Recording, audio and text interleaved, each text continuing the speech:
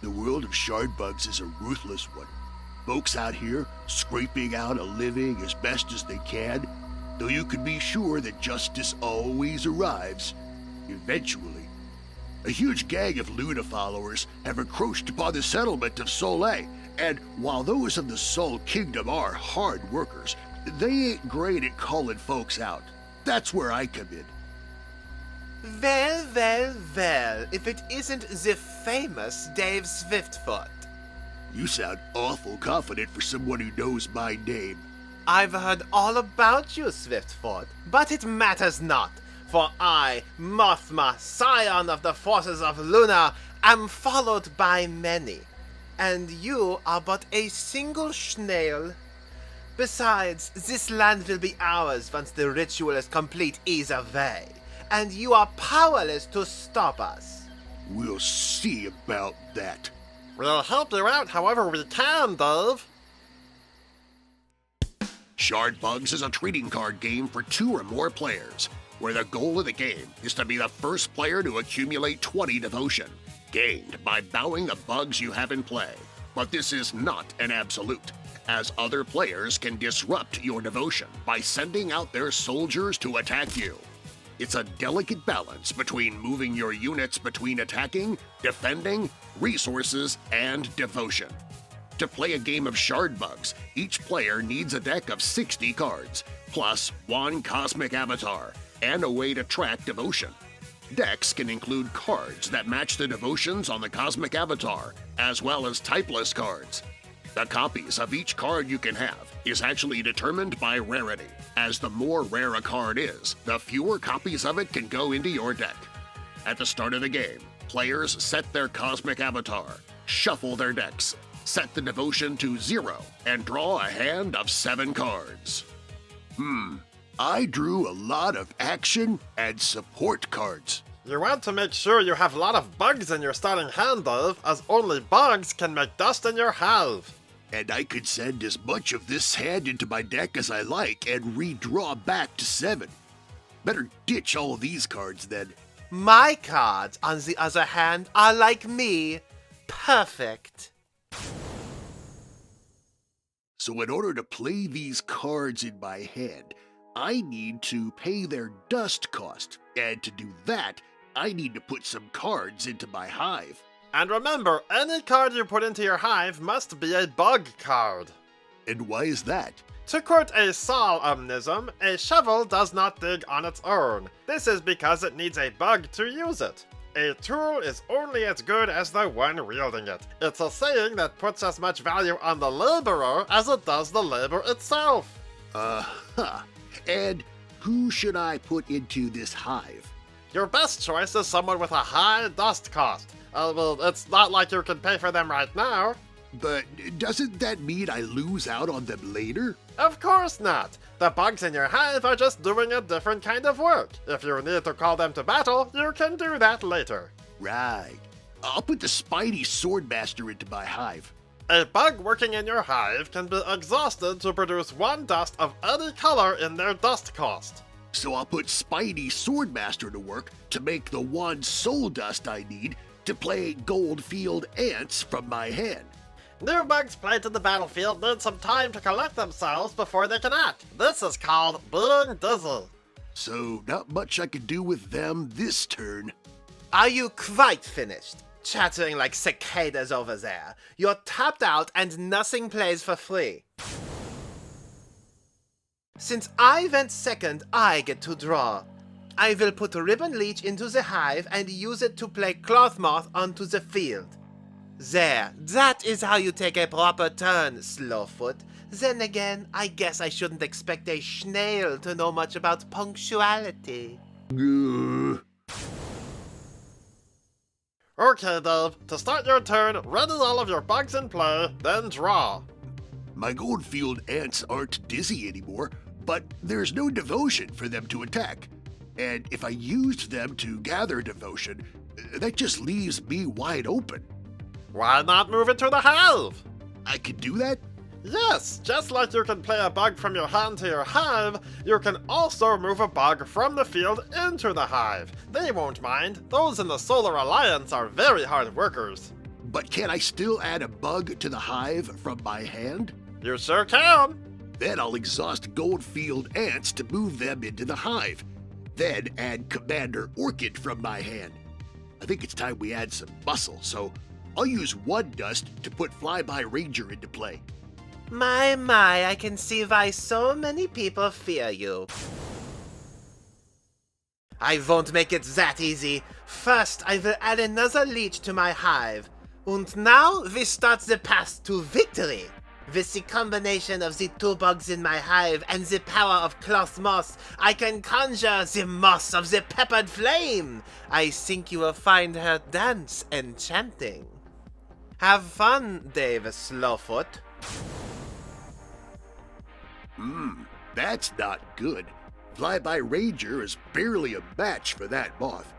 Fortunately, with no devotion prepared, they have no reason to attack me.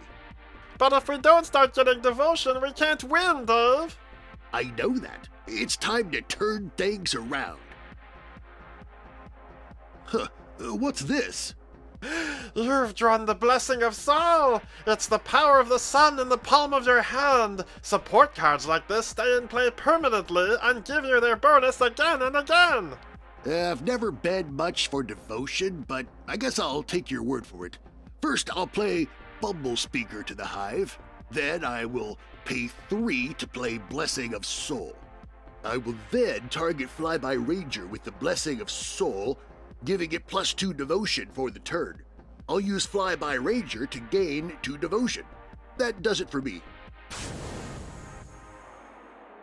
Well, I'm afraid our fun will not last forever. Cloth Moth, crawl back into the hive. You will be joined by Black Ranger ants, and I shall use the dust to summon adventurous earthworm. And now, Moss of the Peppered Flame, crush their pathetic devotion. When my bugs attack you, you lose devotion equal to their attack strength. Looks like you're back to the start, no foot. Dave, why didn't you do anything? You hired me to protect you in my way, so I need you to trust me. Oh, okay, Dave. First, I will add Woolly Bear to my hive. Due to its ability, it entered exhausted. Next, I'll use 3 energy to play myself. You'll have a hard time getting past this. How noble of you.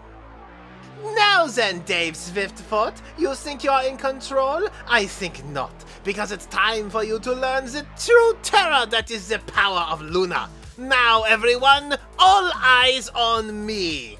With a little bobbit going to my hive, I will play some equipment. These cards can then be equipped onto my minions to make them stronger.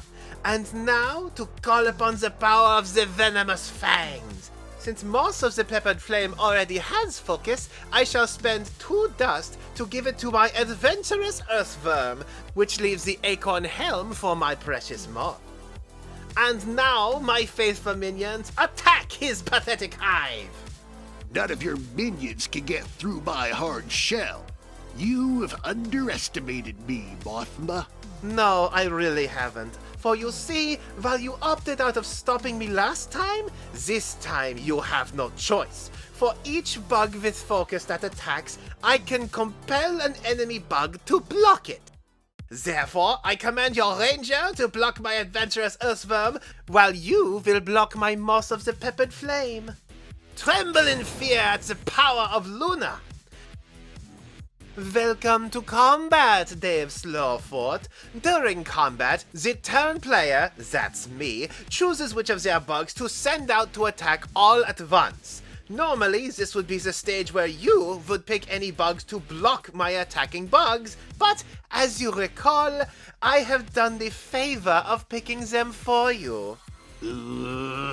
Once attackers and blockers are chosen, combatants deal damage equal to their power score to each other. If any bug ever has as much damage on them as their defense score, then they get squashed and sent to the splat zone. Then you messed up. There's no way this moth can defeat me with her pathetic power. Ah, but neither can you defeat her thanks to the power of the Acorn Helm. Sadly, the same cannot be said about your friend. I'm afraid your ranger has made his last flight. That's not right. They have the same stats. They should take each other out. I'm afraid it won't go as you think. What? Whoa, did I do that? Impossible. How are you still alive? You got me. I thought I was toast. Ah, just like a snail to be slow on the uptake. Allow me to explain, Slowfoot. You see, bugs come in one of three traits: flying, swimming, and tunneling. And then there are weirdos like you who have no trait at all. Each one has an advantage over another type, like the rock, paper, scissors of the old world. Flying bugs have the advantage over swimmers, who can flood out tunnelers, and tunnelers have the advantage against...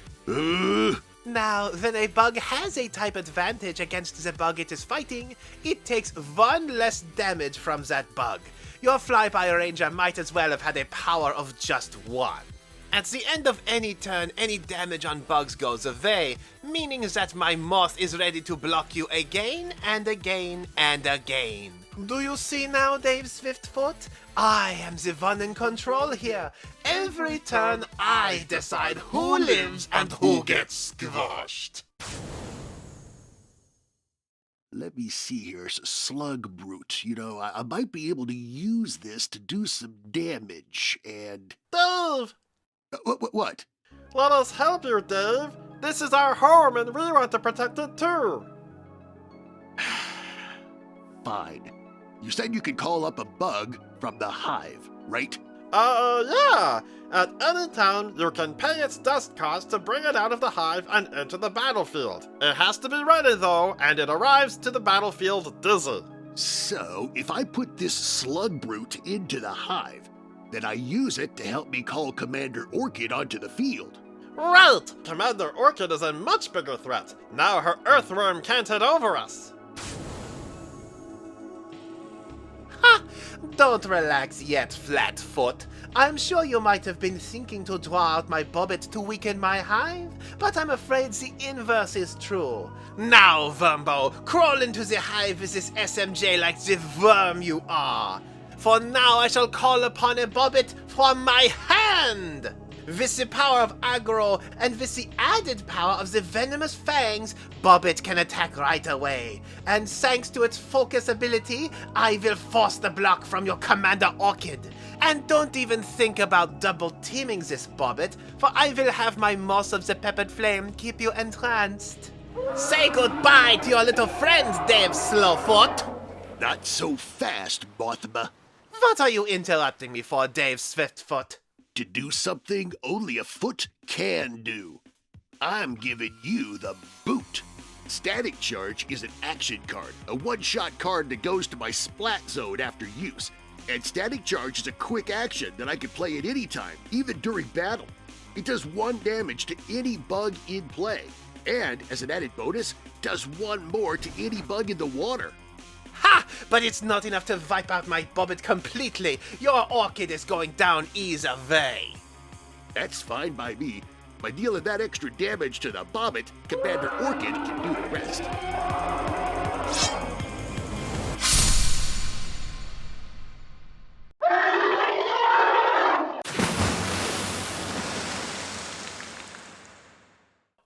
Enjoy your little win, Dave Norfoot. My Bobbit still made lunch out of your Commander Orchid. You are all alone yet again. No, he isn't. What? Commander Orchid's talent is inspiring others. When she falls, ant tokens emerge from outside the game to take her place. Well, looks like I'm not so much on the back foot as you thought. You see, Dave? By letting us help you, we can get into a better position to try and win. With too many ants for her to use her focus on, this might be a good time to bolster my defenses. I'll send Gold Sentry ants to the hive to call upon Bumblespeaker. I'll then use the Blessing of Soul on one of the ant tokens to gain 2 devotion. And don't forget about the power of soul. As followers of Saul, we can use a special once per turn ability that lets us pay some dust to draw an extra card from the top of our deck. I guess we're safe enough to do that, so let's do it. You can laugh now, Dave Backfoot, but you have done nothing to stop the oncoming ritual. By all means, dig in as much as you like. You will be powerless to stop what is coming next. What is Mothma's sinister plan? Has Dave really not managed to slow her down at all? How will Soleil survive this encroaching darkness? The answer is yours to discover in the Shard Bugs trading card game. Beetles brawl in the mantis's prance. Bugs get information to seize the chance. Saul's radiant swarm, Luna's nocturnal flight. On Mars, fierce brood ready to fight. Shard bugs, the battle's never done. Strategic intact warfare, the squashing's begun. Build your deck, unleash the hive. It's insect showdown time, who will survive? Shard bugs, the battle's never done. Strategic intact warfare, the squashing's begun. Build your deck, unleash the hive. It's insect showdown time, who will survive? Oh, Wormball Waggins is a slimy fellow. His tail is long and his sword is yellow. Oh, hey there, all of you out there. If you could like and subscribe, that would help us out a lot. Thank you. Oh, Wormball Waggins is a slimy fellow. His tail is long and his sword is yellow.